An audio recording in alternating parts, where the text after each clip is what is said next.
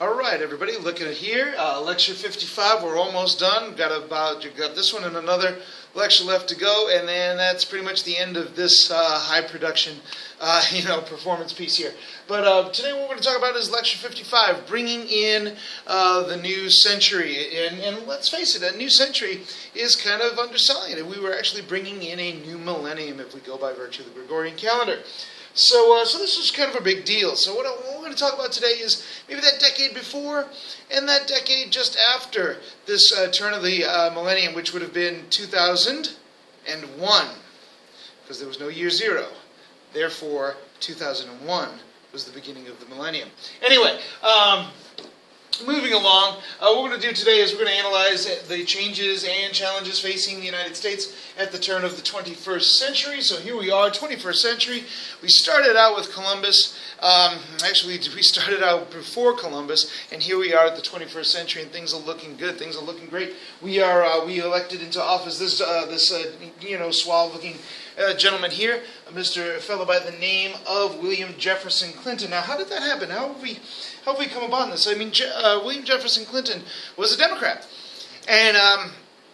and this was an age, and remains an age, that is still largely dominated by conservative Republican policy. So, how does this Democrat find his way into the White House? And that's a pretty hefty case to make. And what it was is, in essence, President Clinton, and at the time, of course, he was the candidate Clinton.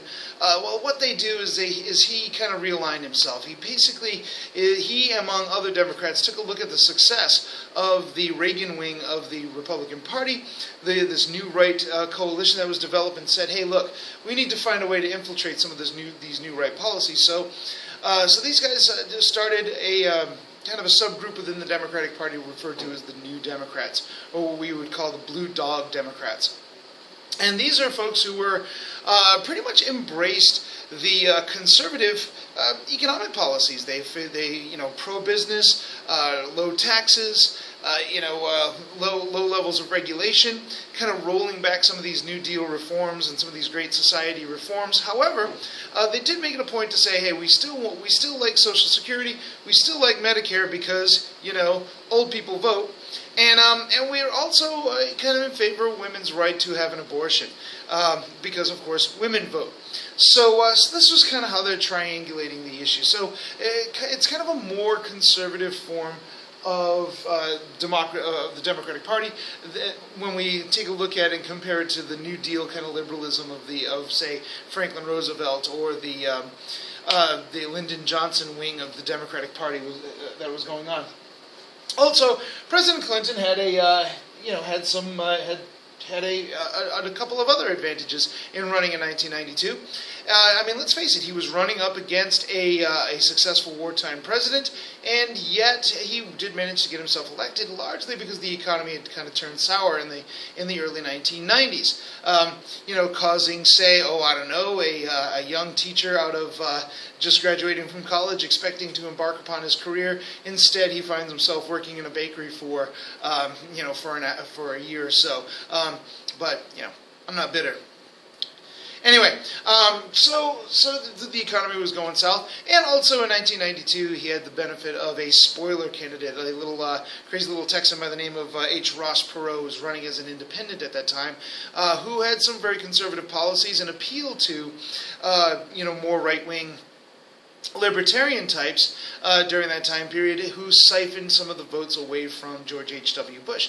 Lo and behold, William Jefferson Clinton is elected in 1992, and this creates a long, probably about a couple decades long, ascendancy of these new Democrats within the Democratic Party.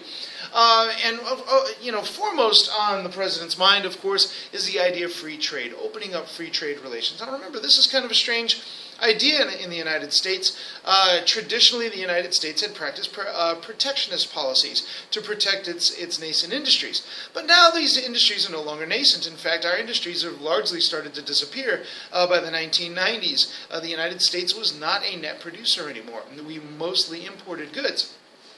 So So yeah, it then benefits us to have free trade arrangements. Foremost on those free trade arrangements was NAFTA, the North Atlantic Free Trade Organization, which was signed into law by President Clinton. And this basically created a free trade grouping in North America, Canada, the United States, and Mexico. The idea was that if these countries could trade with each other without unreasonable tariffs and restrictions, then this would actually increase competition, lower prices, and make the economy better for everybody. And it did actually, to a certain extent, cause prices, help prices to go down, as did another rule called the General Agreement on Tariffs and Trade, which all of the people who participated in that were going to keep we're kind of lower their protectionist policies toward each other and allow for greater free trade and greater access to trade. These policies did in fact increase competition and lower prices. However, it does have a bit of a negative impact on American workers, and American manufacturing now accelerates out of the country because it was much cheaper to open your factories in other countries where the labor rates were virtually slave labor, as opposed to the largely unionized labor that was taking place in the United States that demanded higher wages. So this is going to have a negative impact on manufacturing and on that kind of labor, and it's going to transform the United States economically into kind of a service sector economy. So we'll see that. Also a part of GATT is the WTO, the World Trade Organization, which is there to regulate the trade, and make sure that these free trade policies are going up, and to kind of deal with issues where, say, countries may be cheating with regard to these free trade agreements. Also, a big problem of these, or a big complaint about these particular trade agreements, is they give a tremendous amount of power to corporations and companies to influence the political arrangements going on within the host countries. Even states and local communities, if a state in the United States passes laws that infringe upon a company's ability to make money, say environmental laws, then those companies are then able to sue the states, and they can't sue in a public forum. They actually sue in private, secret forums that could cost taxpayers a tremendous amount of money. Also under President Clinton, we had the Family Medical Leave Act, which doesn't quite go. I mean, it's kind of a liberalish idea. It's the idea that if you are having a baby and you have a job, that when you take time off to have the baby, you can't be fired from your job. Now, most civilized countries actually allow for paid maternity leave and paid family leave, but the United States is just going to allow leave so that you won't get fired, which is kind of nice, but anyway. Also, too, during this time period, the idea of health care. And what exactly is the public responsibility with regard to health care? Health care costs during this time are starting to increase tremendously. Mostly we have a population that is growing older, and there's some neat new innovations that are coming out in health care that involve high technology, which tends to be a little bit more expensive. And in the United States, medicine is a for-profit endeavor, and largely driven by insurance, and insurance companies, of course, are designed to try to deny you coverage. So we realize that we have a real problem in the United States in which many people did not have appropriate coverage, and in the early 1990s, President Clinton is going to put his wife in charge of negotiating a health care reform bill, which kind of makes Hillary Clinton probably one of the most active first ladies in American history, with the possible exception of maybe Eleanor Roosevelt. So she's been really out there, but in this case she does fail with her health care reform. She made a number of promises, a number of compromises that created a very, very complicated health reform system that really didn't appeal to very many people, and does not get through Congress, does not pass, and we're going to have to wait another 15 years before we actually get some movement with regard to health care reform. So, also under President Clinton, we put into effect the Welfare Reform Act is going to roll back a lot of the social safety net that was presented by during the Great Society programs. It'll set limits to how long that a family can receive health care. It also requires that if you are receiving welfare, then you are expected to at least be looking for a job. Clinton is actually going to kind of announce that, hey, the era of big government is over, which is kind of a strange thing for a Democrat to really talk about. Foreign policy, we're going to see a lot of foreign policy achievements on the part of the Clinton administration. For instance, the establishment of China as a most favored nation trading status. Of course, this is going to allow, previous to this, the United States had restrictions on trading with China because it was a communist country. But China is becoming a less communistic-y, more capitalistic-y, kind of a communist-capitalist hybrid kind of society. And hey, look, it's good for business, so let's open it up. So that China gets most favored nation status, which of course opens up the opportunity for many, many American jobs to move to China, and also opens up American stores to a lot of very relatively cheap Chinese goods. Russia, the United States was starting to develop a much more friendly relationship with Russia, a nation with whom we had very strenuous relationships with. President Clinton and Russian President Boris Yeltsin actually kind of were pretty chummy during this time period. Also in the Balkans, the Clinton administration is going to get NATO involved in intervening in what was potentially ethnic cleansing and maybe even genocide taking place with Serbs perpetrating these ethnic cleansing policies on ethnic Croats and ethnic Muslims in those regions. The United Nations is going to get involved. The United States is not going to spend too much time putting boots on the ground, mostly, performing air campaigns and things along those lines to deal with this issue. And we have to ask ourselves, well, what is the responsibility of other nations if they see something like genocide happening in a nation? Is that considered an internal issue in which we should just leave well enough alone? Or is this something that the entire world needs to be involved in? Of course, we get involved with the potential ethnic cleansing going on in the Balkans, Kosovo, Serbia, Bosnia, but we don't get involved in the ethnic cleansing that was taking place in, say, Rwanda, or even we were relatively late in dealing with the genocide that was taking place in Indonesia at the time. So both in that. There are ups and downs in this regard. And one of the things that, of course, most of my students remember Bill Clinton for is the fact that he was, in fact, impeached. He will be the second president in U.S. history to be impeached. And in this case, was there a Watergate scandal or an Iran-Contra? Not quite. The reality is that President Clinton was being investigated for a sexual harassment scandal, and in the process of investigating that sexual harassment scandal, it was discovered that he had had a sexual relationship with one of his interns.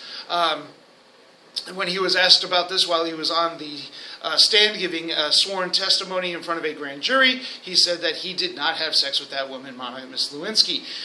Well, yeah, you kind of did, and that means you've kind of lied to a grand jury, and that is not legal. So the House of Representatives, filed a petition for articles of impeachment. This was tried in the Senate. The Senate determined that, it was illegal for you to say you didn't when you did in front of a grand jury, but it doesn't quite qualify as a high crime or misdemeanor as required in the Constitution. So he remained in office. So no president up to so far has been removed from office through the process of impeachment, which is actually pretty impressive when you think about it for the last couple hundred years.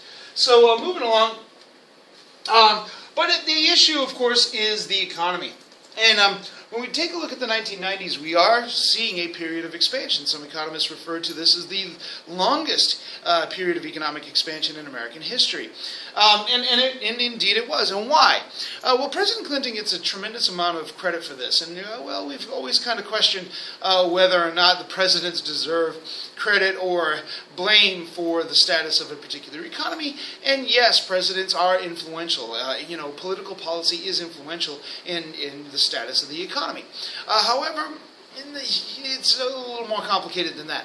What caused this economic expansion? Well, oil prices, relative stability in the Middle East is going to increase productivity in the Middle East is actually going to lower oil prices. So oil was relatively cheap. All of those small cars that people started to invest in the 1970s when oil was becoming more and more expensive, now in the 1990s we're going to trade those in for SUVs and big trucks and more gas-hungry vehicles. Also, too, many of these free trade agreements did increase international competition, which does tend to lower prices, and increased and improved the quality of goods. Now American auto manufacturers, for instance, had to compete with really high-quality Japanese and German, cars, which means they had to improve the quality of their product, which means they also had to improve, the price of their product, and making it much more competitive, to which today, now, American cars and Japanese cars are largely about the same quality.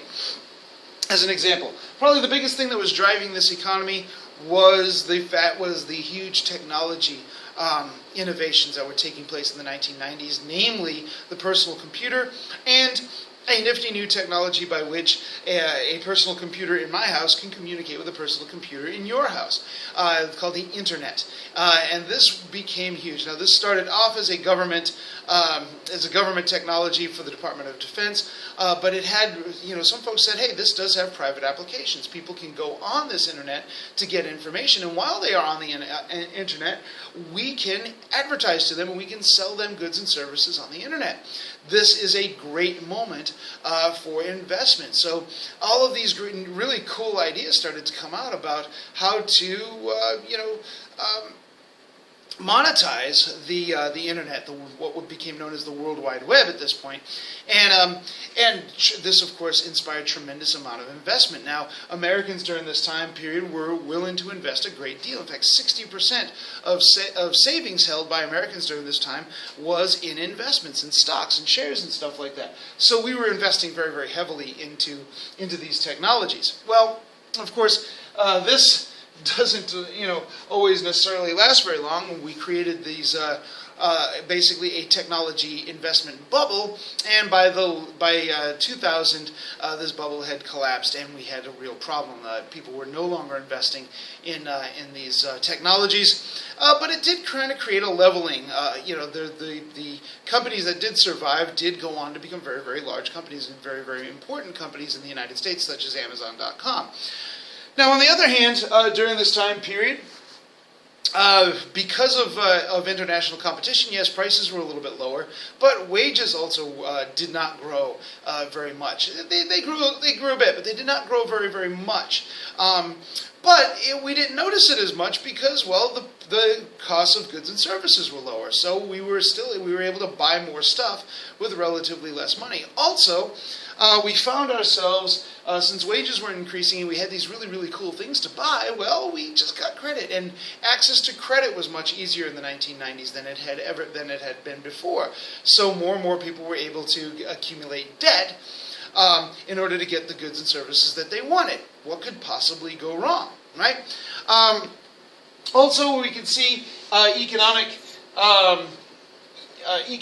inequality developing. So some of these things here, we kind of see this little line here. Of course, is your GDP. GDP was increasing and increased more rapidly as we go along. But that also means that if we take a look at our good old Gini coefficient, which we've talked about earlier, we see the Gini coefficient just kind of rising up from this point here is, of course, 1970. So if we kind of draw our little magic box here, we see that this, let's see here, let's go down here, that this line represents 1970, and we see starting around the late 1970s, early 1980s, economic inequality inequality going up, whereas the Great Society did kind of help bring down some of that economic inequality. And also, too, we see, as a result of many of these free trade agreements, further loss of American manufacturing and greater dependence upon manufacturing coming from other countries.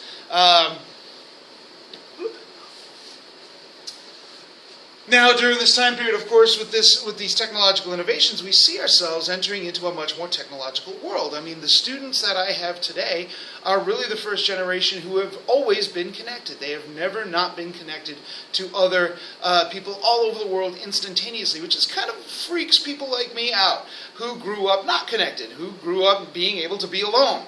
And this is just not the case anymore. So personal computers, of course, increase our ability, our productivity, and which, of course, means that there are going to be greater demands on our productivity. You know, computers were thought to be something that was going to save us a tremendous amount of work. That was going to, decrease the amount of work that we had to do on the job to maintain. No, it hasn't worked out that way. In fact, now we can honestly say that we actually demand a greater productivity. Case in point. A professor or a teacher now will expect that on a student's term paper that they're going to have 6 or 7 sources, whereas my teachers only required me to have 2 or 3 sources. Why? Because I had to go to a library and flip through a card catalog in order to find my sources, whereas the sources that you guys have at hand through the internet is relatively quick. You can find your sources within seconds. Cable television is going to, back when I was a kid, we had 3 channels, sometimes 4 if the weather was just right. And so we had but now with cable television, there were tremendous opportunities for expression. There were also tremendous opportunities for, focusing on just the things that you like and the things that you wanted to see. Back in my generation, it was MTV. The M, once upon a time, stood for music. And MTV used to play music all day. It was cool. Anyway, the internet, of course, starting with the famous ARPANET, which is the Defense Department's communication system, is going to open up huge opportunities along what is going to become known as the World Wide Web. And of course, now everything can be done on the internet. So we kind of see all of this this was a rapid transformation that was taking place in the 1990s. Centered in an area called Silicon Valley, California, which is a string of cities in the West Coast, in which has become the locus of technological advancement in the United States. So digital technologies are replacing analog technologies and allow me to have a Fitbit on my wrist that is able to calculate the steps that I take more or less and my heart rate, and let me and link that to a device in which I can get my analysis and data from that.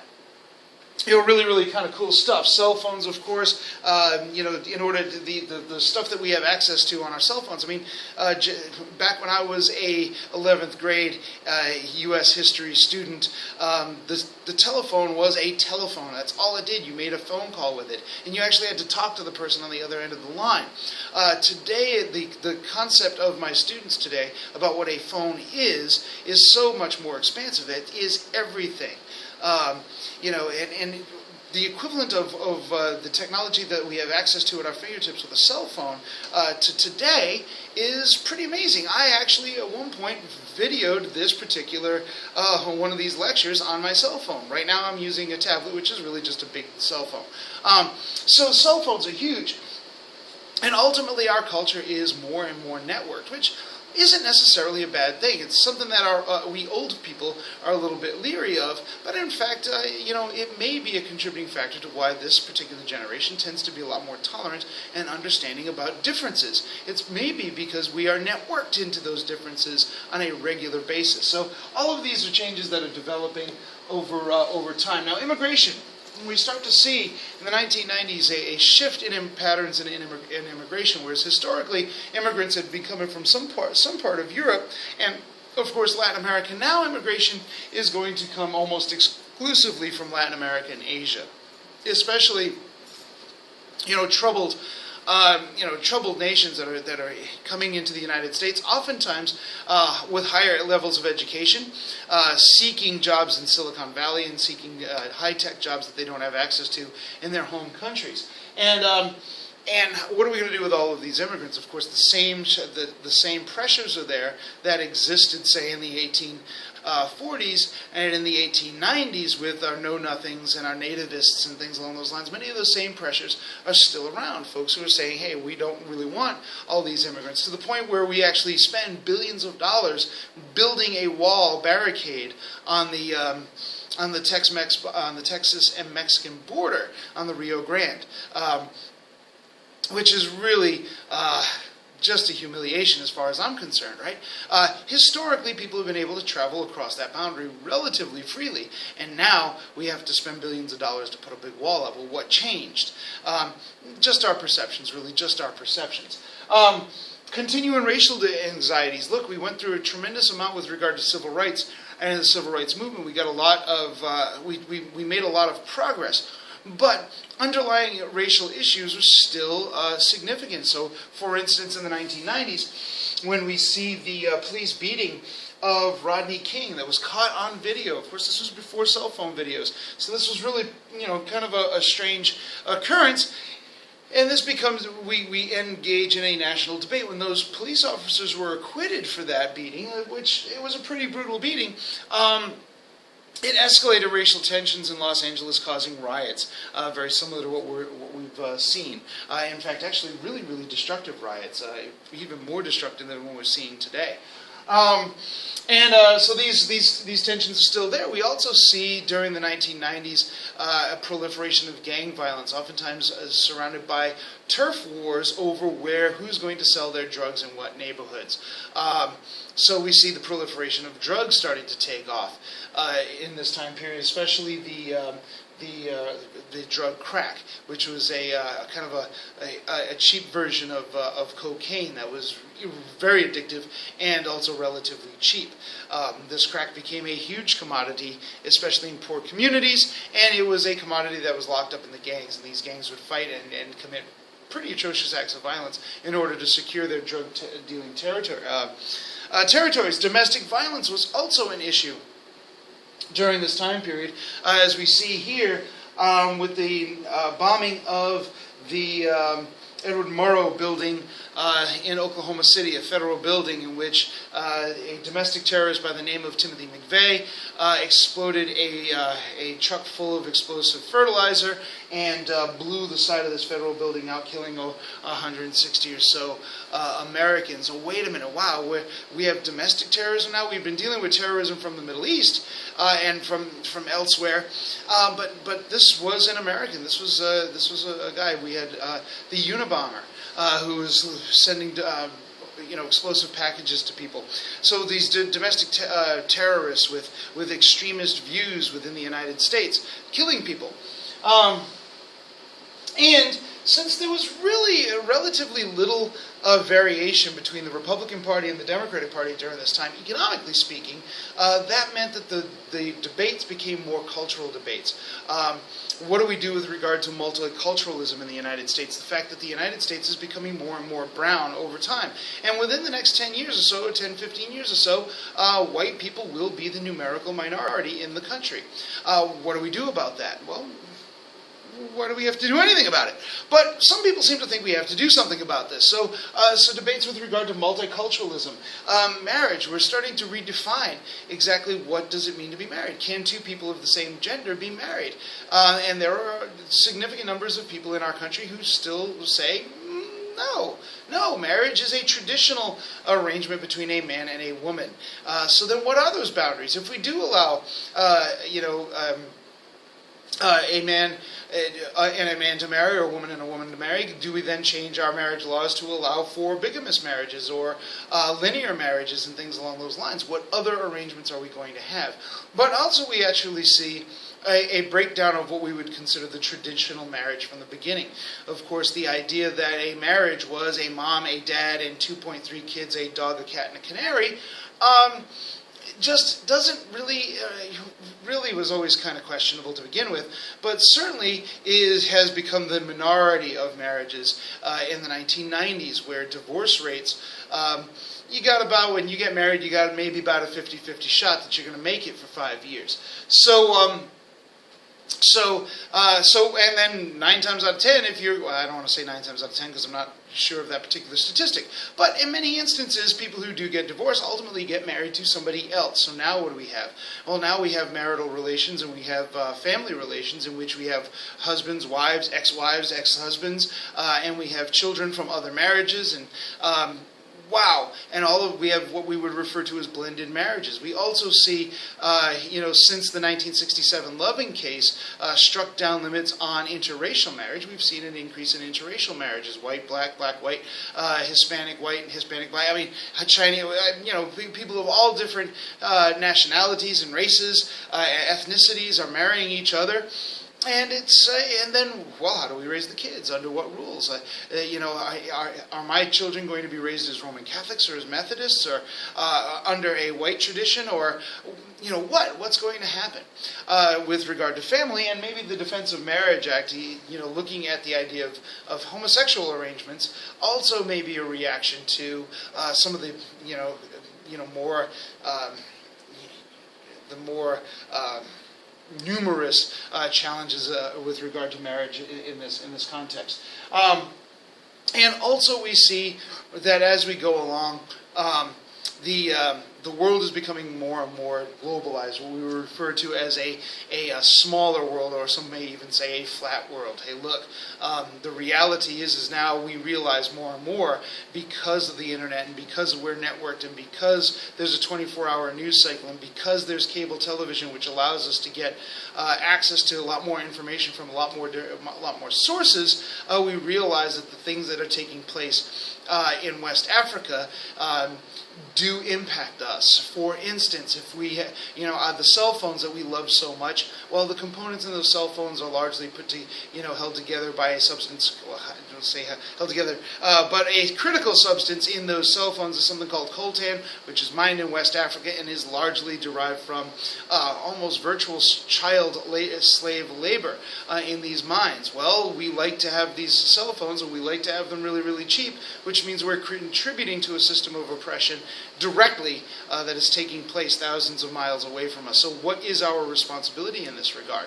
And also, as especially for my high school students who are going to enter into college, or if there's any college students watching these videos who are going to be entering into the workplace, well, when you enter into that workplace, you are no longer competing with the people in your near vicinity, or even people within your country who share the same professional goals. You are actually going to be competing with people all over the world, because the reality is a company can be run from my cell phone on a beach in Fiji with the cell phone in one hand and an umbrella drink in my other hand, and I can run my company.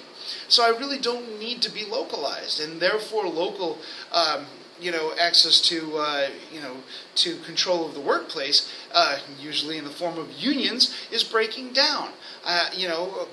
At one time, I had to deal with the union because that's where my business was and that's where the union was stronger. And now, I really don't. I can just pack my bags and I can go somewhere else, which of course means that us as workers and people who are getting a paycheck have less power to negotiate those paychecks. So this is going to bring us into the election in 2000. Now, the election of 2000 was just a hot mess. We can take a look at this election here. Well, wait a minute now. The guy who won, George W. Bush, well, he had fewer electoral popular votes. And what ended up happening? Well, what ended up happening is Florida. Florida. So let me do my thing here. The election in Florida, this was an election between George W. Bush, the son of President George H.W. Bush, he was also the former governor of Texas, is up against the Vice President of the United States, Al Gore. Now remember, the Clinton-Gore administration at this point, we could say, led us through a period of economic expansion and relative peace and security, and a tremendous amount of technological transformation. So it was kind of a toss-up as to who's going to win this particular election, and it really was a toss-up. Literally, in Florida, it was a statistical tie. The election came down to a statistical tie to the point where we were literally looking at the ballots and physically counting them and taking a look. Did you know those little holes that you poke out of the cards are called chads? Yeah, I didn't know that either until 2000. Who needed to know that? Well, we needed to know that in 2000, because we needed to know whether those chads were dimpled, or hanging, or dangling, and what those chads meant as far as the intent of the person who poked the chads and who they wanted to vote for. It was a colossal mess, but ultimately the colossal mess was resolved by the Supreme Court, that decided on a 5-4 vote by the conservative majority that we're no longer going to count those votes, and we are going to have the presumed winner, George W. Bush, become the president. Now, who actually won in Florida? It's still a toss-up, depending on what sources that you look at. But the reality is statistically it was a tie, and this should have gone to the House of Representatives. Now, frankly, it probably would have gone for Bush in the House of Representatives anyway. But the issue is that this election became a huge constitutional crisis. And when President Bush did become president in 2000, in 2001, he had a real problem of legitimacy. Many of us did not really recognize him as being a legitimately elected president. And many of us actually start to question the very legitimacy of having an electoral college to begin with.